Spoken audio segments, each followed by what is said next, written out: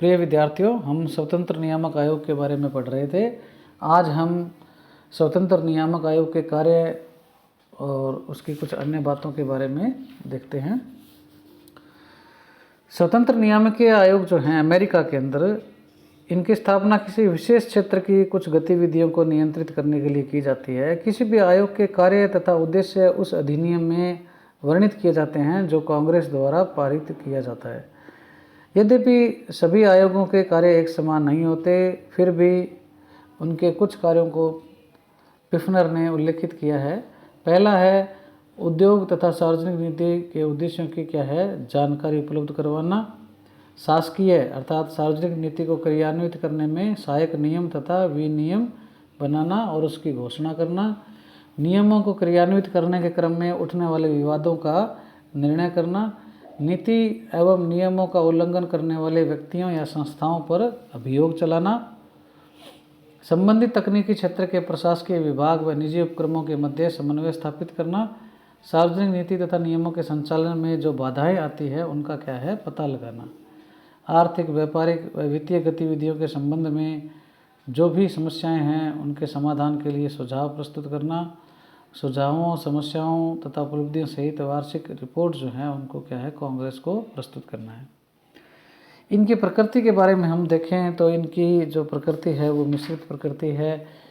इन्हें स्वतंत्र या स्वायत्त प्राप्त संगठनों की श्रेणी में इसलिए रखा जाता है कि ये राष्ट्रपति या किसी विभागीय नियंत्रण से मुक्त होते हैं। यद्यपि राष्ट्रपति इनके सदस्यों की नियुक्ति करता है तथा अकुशलता, कर्तव्य की उपेक्षा तथा दुर्व्यवहार के कारण सदस्यों को पद से हटा भी सकता है, लेकिन इस संबंध में कांग्रेस कुछ प्रतिबंध आरोपित कर सकती है। राष्ट्रपति तथा स्वतंत्र नियामक आयोग के सभी सदस्यों का कार्यकाल भी एक समान नहीं रहता है, अतः सभी सदस्य एक साथ हटाए नहीं जा सकते हैं। राष्ट्रपति इन आयोगों के निर्णयों के विरुद्ध वीटो भी नहीं कर सकता है।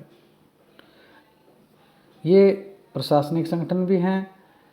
क्योंकि ये जो संगठन हैं उन कार्यों को संपादित करते हैं जो सचिवालय या कार्यकारी संस्थाओं के कार्यालय संपादित करते हैं।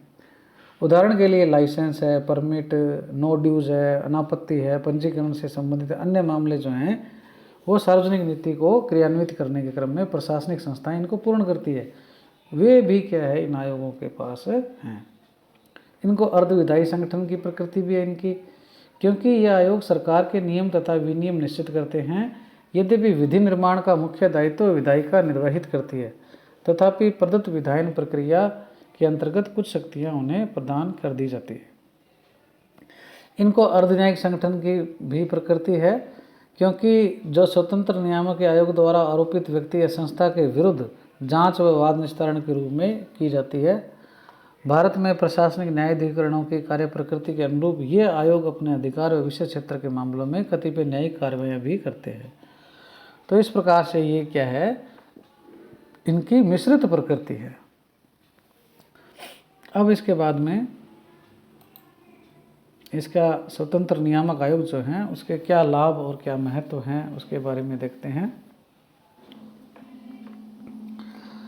स्वतंत्र नियामक आयोगों के माध्यम से क्या है, गंभीर और महत्वपूर्ण प्रकृति के कार्य निष्पक्ष एवं स्वतंत्र संस्था द्वारा क्या है, संपादित हो जाते हैं।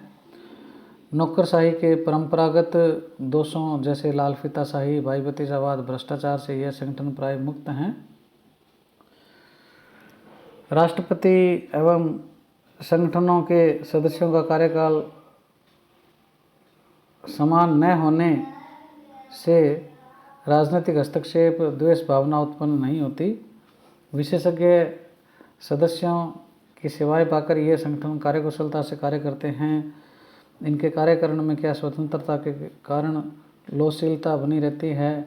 आर्थिक, वित्तीय व वाणिज्यिक विषयों में विशेषज्ञता के कारण यह संगठन राष्ट्रीय विकास में सार्थक भूमिका निभाते हैं। कार्यपालिका के हस्तक्षेप से स्वतंत्र होने के कारण स्वयं उत्तरदायित्व के प्रति अधिक गंभीर बने रहते हैं। जनसाधारण में बढ़ती लोकप्रियता तथा प्रमाणित कार्यकुशलता से इन संगठनों की महत्ता स्वतः बढ़ जाती है। कुछ टाइपिंग मिस्टेक रह गई है इसमें। वस्तुओं के मूल्य के उत्पादन की गुणवत्ता तथा व्यक्ति के अधिकारों की रक्षा के संबंध में यह संगठन पूर्ण निष्पक्ष और प्रभावी सिद्ध हुए हैं। राजनीतिक दुर्भिसंधियों से युक्त होने के कारण प्राय दबाव समूह का डटकर सामना करने में ये सक्षम सिद्ध हुए हैं। इतने सब लाभ और महत्व होने के बावजूद भी इसकी क्या है, कुछ आलोचनाएं होती है। यद्यपि संयुक्त राज्य अमेरिका में स्वतंत्र नियामक आयोग ने कुशलता, लोकप्रियता, निष्पक्षता का परिचय दिया है, कुछ इसकी आलोचनाएं भी हैं। पहली आलोचना यह की जाती है कि ये संगठन कार्यपालिका, विधायिका तथा न्यायपालिका अर्थात शासन के जो तीनों अंग हैं उनके कार्य संपादित करते हैं। इससे क्या है, शक्ति पृथक्करण का जो सिद्धांत है उसका क्या है, उल्लंघन होता है। मुख्य कार्यपालिका अर्थात राष्ट्रपति के नियंत्रण से स्वतंत्र होने के कारण इनमें क्या है, स्वेच्छाचारिता का प्रसार होता है। ये संगठन कार्यपालिका से संबंधित विभागों की तुलना में स्वयं को श्रेष्ठ समझते हैं, अतः अनावश्यक क्या है, संघर्ष बढ़ जाता है। राष्ट्रपति के नियंत्रण से मुक्त होने के कारण इनमें उत्तरदायित्व की भावना का अभाव जो है वो विकसित हो जाता है और आयोगों को जो कार्य दिए गए हैं वो ज़्यादातर क्या है, प्रशासनिक कार्यालयों के अधिकार क्षेत्र का उल्लंघन करते हैं। इसी कारण कई बार क्या है, कार्य का दोहराव या अधिकार क्षेत्रों का टकराव, ये जो चीज़ें उत्पन्न हो जाती है, इससे समन्वय में क्या है, समस्या आती है। ऐसा भी आरोप लगाया जाता है कि कार्यपालिका, विधायिका, न्यायपालिका की शक्तियों के एक स्थान पर केंद्रीकरण से क्या है, नागरिकों के अधिकार और जो स्वतंत्रता है उनको भी क्या है, खतरा उत्पन्न हो जाता है। कई बार आयोगों में राजनीतिक पृष्ठभूमि के सदस्य भी नियुक्त किए जाते हैं जो नीति निर्माण और क्रियान्वयन में पूर्ण तटस्थ नहीं रह पाते हैं, अतः निष्पक्ष न्याय की कल्पना करना क्या है, व्यर्थ है। और यह भी आलोचना की जाती है कि कार्यपालिका के निरीक्षण से मुक्त होने के कारण यह संगठन क्या है, लापरवाही बरत सकते हैं।